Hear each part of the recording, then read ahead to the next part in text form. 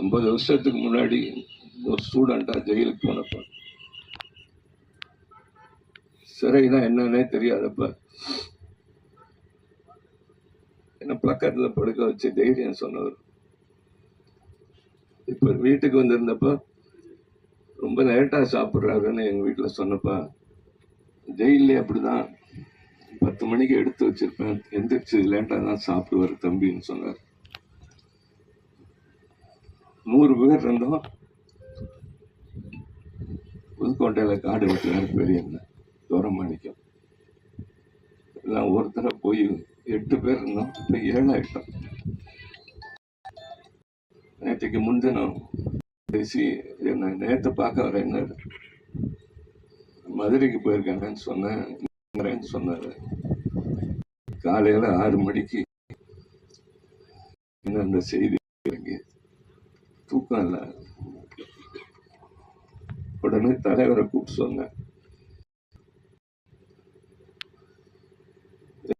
கடைசியா வரலான்னு பார்த்துட்டு அங்க எங்க மாட்டிக்கிட்டு வந்து பார்த்தா அப்படி கிடக்காரு. எனக்கு என்ன சொல்றதுன்னே தெரியல.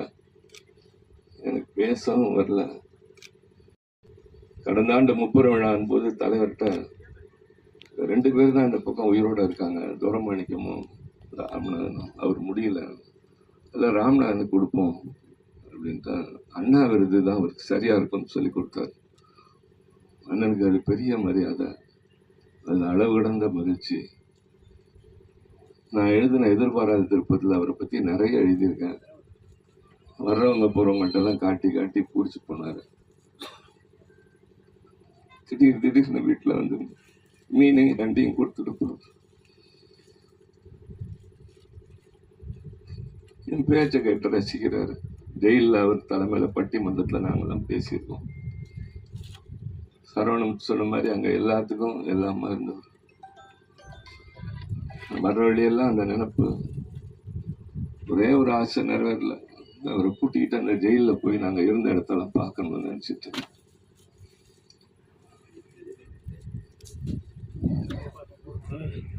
என்ன சொல்றேன்னு தெரியல. என் மேல அன்பு வச்சிருக்காங்க, ஒவ்வொருத்தரா போயிட்டு இருக்காங்க.